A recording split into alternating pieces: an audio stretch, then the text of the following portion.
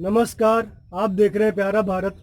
7वीं शताब्दी में इस्लाम की स्थापना करने वाले निसहाय पशुओं को काटने के लिए हलाल टेक्निक देने वाले भगवान के बनाए हुए सभी बराबर मनुष्यों जिनके सभी के 2 हाथ और 2 पैर होते हैं, उनमें भी मुसलमानों की पहचान करने के लिए काटने की टेक्निक देने वाले मोहम्मद के ऊपर एक फिल्म आ रही है। नाम है Muhammad the messenger of God. The messenger of God नाम से एक और फिल्म आई थी गुरमीत राम रहीम, उससे आप इस फिल्म को जोड़कर मत देखिएगा। उससे इस फिल्म का कोई संबंध नहीं है, और यदि कोई संबंध होता भी है तो उसे मात्र एक संयोग कहा जाएगा। Messenger, Muhammad the messenger of God, इस फिल्म को बना रहे हैं ईरान के जाने माने फिल्मकार Majid Majidi. International film festivals में इनकी फिल्में काफ़ी लगती हैं, लोग इनको काफ़ी पसंद करते हैं। काफ़ी जाना माना नाम है माजिद मजीदी अंतर्राष्ट्रीय फिल्म समुदाय में। मेरे भी कई मित्रों ने इनके बारे में कहा कि आपने माजिद मजीदी की फिल्में देखी हैं क्या, परंतु मुझे ऐसा देखने का कभी अवसर नहीं मिला, क्योंकि पिछले काफ़ी समय से मैं मुसलमानों की फिल्में नहीं देखता हूँ। क्योंकि मुसलमान, मान लीजिए कोई यदि अच्छा भी है, फिर भी वह मोहम्मद के बारे में, अल्लाह के बारे में कभी गलत नहीं कहता, कभी नहीं मानता है। और जबकि इनका सभ्यता ऐसी है कि लाउड स्पीकर पे लगा के अजान देते हैं, उसमें कहते हैं कि अल्लाह के सिवा कोई भी इबादत के काबिल नहीं है, कोई भी पूज्य नहीं है, सब बेकार हैं। जावेद अख्तर को, मुनव्वर राना को, राहत इंदौरी को, फैज अहमद फैज को हम लोग अच्छा ही मानते थे। जावेद अख्तर जो अपने आप को नास्तिक कहते हैं, लेकिन जब मुसलमानों की बात आती है, जब अल्लाह के ऊपर बात आती है, तब वो कैसे उनके साइड में हो जाते हैं, नास्तिक होते हुए भी नास्तिक कहते हैं। जावेद अख्तर के आप ट्वीट देखिए कि वह कैसे ताहिर हुसैन का समर्थन करते हैं, सीएए का विरोध करते हैं। मुनव्वर राना के बारे में भी आपने कैसे ट्वीट उनके देखे कि कैसे वह हिंदुओं के लिए 15 मिनट की बात करते हैं। राहत इंदौरी भी उसी में से हैं।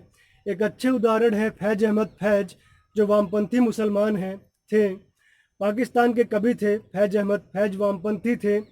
पाकिस्तान के सरकारों के विरुद्ध इन्होंने कई लड़ाइयाँ लड़ी, जिनके कारण इनको जेल में भी जाना पड़ा काफ़ी समय तक।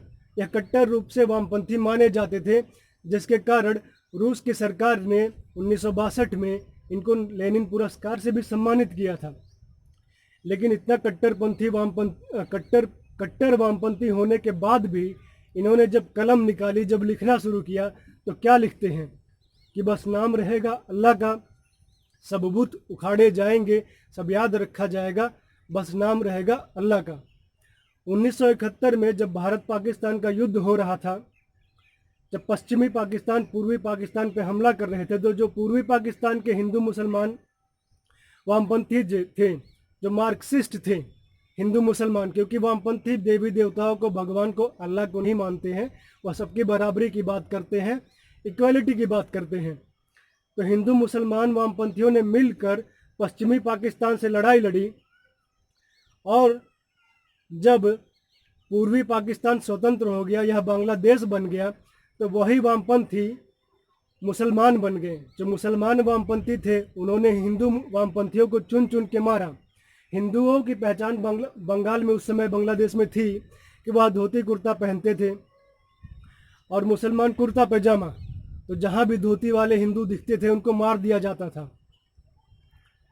फिर कई हिंदू चालाकी भी दिखाए, उन्होंने धोती कुर्ता की जगह कुर्ता पैजामा पहनना शुरू किया। परंतु जो मोहम्मद का आइडेंटिफिकेशन मार्क है, जो मुसलमान होने का, खोल के भी देखा गया, जिनकी कटी हुई मिली उनको तो ठीक है, बाकियों को मार दिया गया।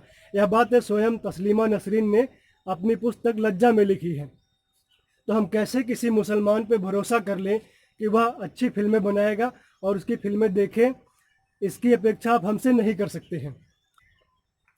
हाँ, यदि कोई विभीषण जैसा होता है, जो राक्षस कुल में जन्म लेने के बाद भी प्रभु में आस्था रखता है, अपनी अलग कुटी बना के रावण से विरोध करता है, तब माना जा सकता है। लेकिन भारत में जो भी मुसलमान हैं, जो सेकुलर माने जाते हैं, जो अच्छे माने जाते हैं, चाहे आरिफ मोहम्मद खान ही हो, उनसे भी यदि आप बात करेंगे अल्लाह की, तो अल्लाह को बुरा नहीं कहेंगे, मोहम्मद को, अजान को बुरा नहीं कहेंगे।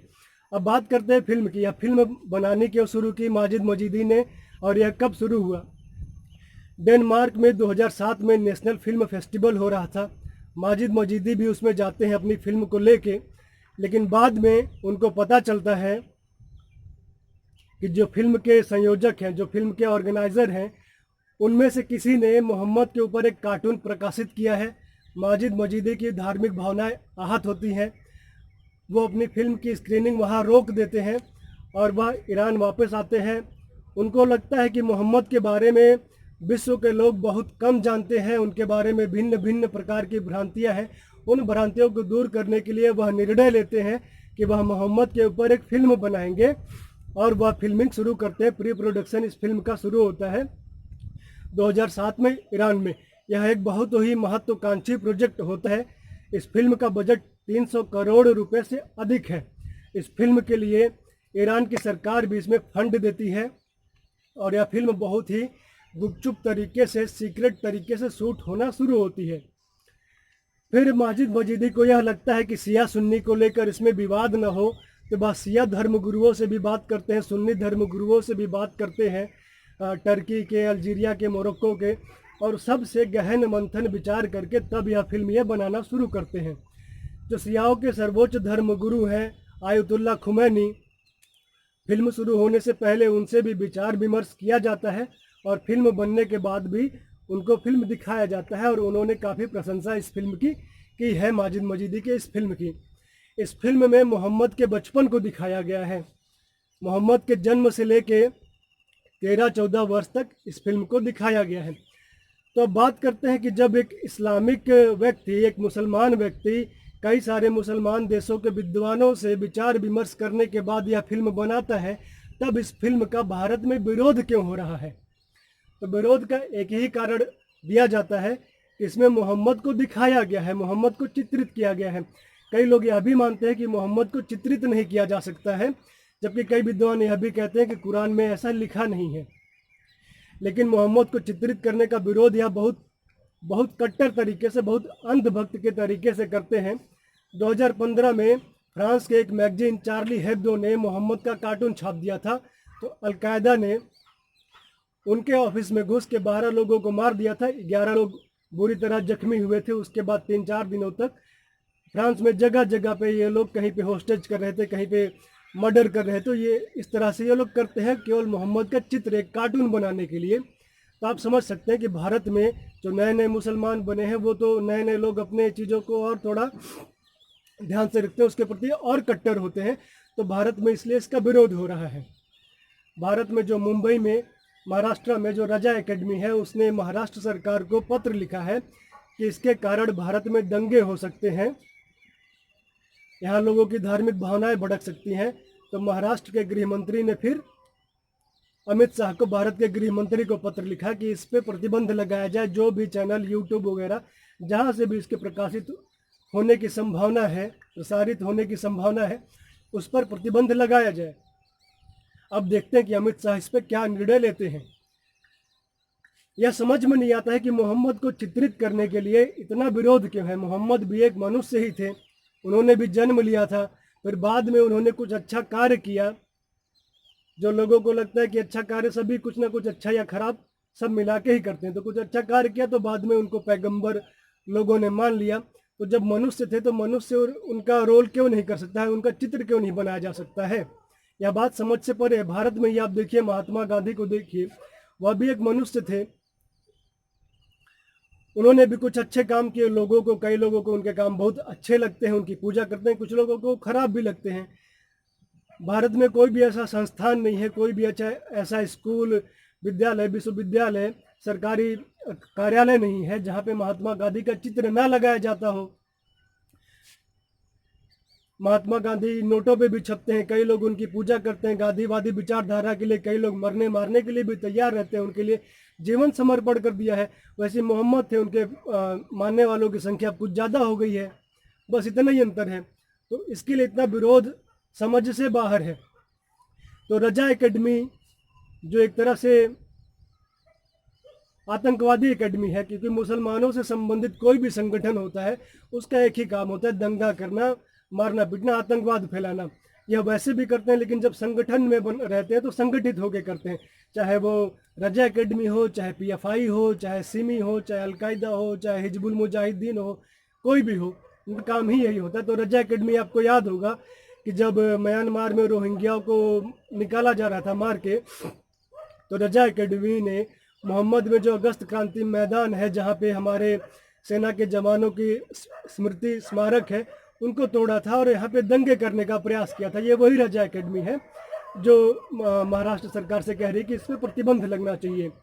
अब सरकार क्या निर्णय लेती है यह सरकार देखेगी, लेकिन मुझे लगता है कि जो भारत के लोग हैं, प्रतिबंध लगता है तब भी कोई बात नहीं है और नहीं लगता है तब भी कोई बात नहीं, क्योंकि भारत के ही कई सारे मुसलमान इस फिल्म को देखना चाहते हैं, क्योंकि इसमें मोहम्मद के बारे में अच्छा ही दिखाया है, उनकी अच्छाइयाँ दिखाई, खराबियाँ नहीं दिखाई गई हैं, तो अच्छाई ही दिखाई है और एक तरह से प्रोपेगेंडा फिल्म है। तो फिल्म यदि रिलीज होगी तो इस्लाम के प्रचार प्रसार के लिए अच्छा ही है।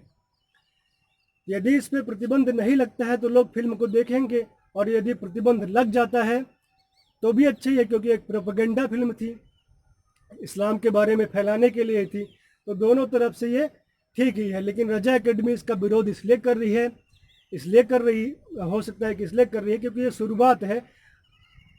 माजिद मजीदी को पता था कि ये लोग विरोध करेंगे, सब जगह विरोध होगा, जबकि 2015 में फिल्म ये बन के रिलीज हो गई अरबी और फारसी भाषा में और कई देशों में देखी गई है।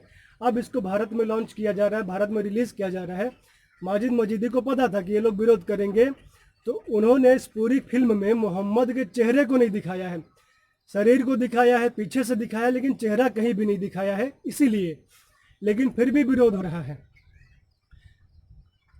तो रजा एकेडमी को यह लग रहा होगा कि ये शुरुआत हो गई, आज इनको चेहरा नहीं दिखा रहे हैं, लेकिन फिल्म तो बना रहे हैं, कल को ये चेहरा भी दिखाएंगे, कल को ये सलमान खान को मोहम्मद के रोल में दिखा देंगे, कल को राजपाल यादव को दिखा देंगे।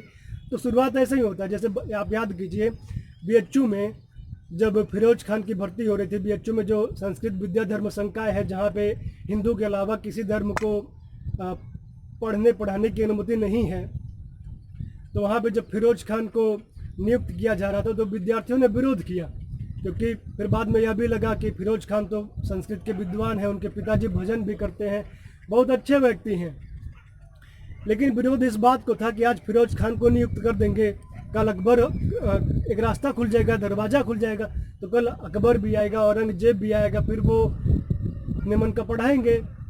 फिरोज खान तो मान लीजिए जनेऊ भी पहन लेते, सब कुछ कर लेते, धर्म परिवर्तन भी कर लेते, लेकिन फिर भी एक रास्ता खुल जाता ना। तो विरोध इसीलिए है, रजा एकेडमी इसीलिए विरोध कर रही है कि आज चित्र नहीं दिखा रहे हैं, अच्छा ही दिखा रहे हैं, कल को खराब भी दिखाएंगे, क्योंकि कई सारी खराबियां भी हैं। जैसे आप गांधी जी के बारे में देखते हैं, कई चीज़ें निकल के आती हैं कि क्या क्या करते थे, तो ऐसे इनके बारे में भी है।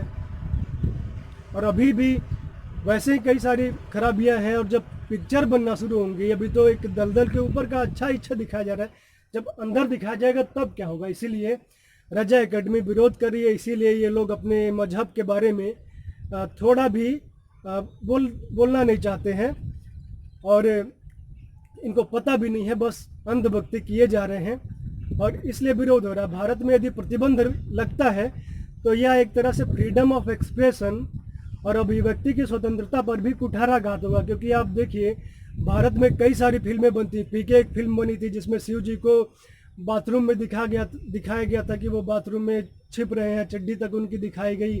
फिर गाय को चारा मत खिलाओ, भारत में ही फिल्में बनी, सेक्सी दुर्गा नाम से एक फिल्म और है, मस्त राम है, मैंने उसको अभी तक देखा नहीं है, पहले मुझे लगता था मास्टरम है, लेकिन उस पर मस्त राम है। तो इस तरह की फिल्में भारत में बन रही हैं, और अभिव्यक्ति की स्वतंत्रता के नाम पे इसको लोग प्रमोट करते हैं। सेक्सी दुर्गा को फिल्म फेस्टिवल्स में भेजा जाता है, तब तो उसका विरोध नहीं होता है, तब तो अभिव्यक्ति की स्वतंत्रता के नाम पे कुछ भी बेचा जाता है। तो इस पर प्रतिबंध लगना गलत होगा, भारत के संविधान पे गलत होगा, और जो लोग फिल्मों को देखना चाहते हैं, क्योंकि मैं फिर कह रहा हूँ कि बहुत सारे मुसलमान इसको देखना भी चाहते हैं, और हिंदू भी देखना चाहते हैं कि चलिए कुछ अच्छा है, अभी तो खराबी सुना था, कुछ अच्छा है तो वो भी हम लोग देख लें। आप देखते रहिए प्यारा भारत। धन्यवाद।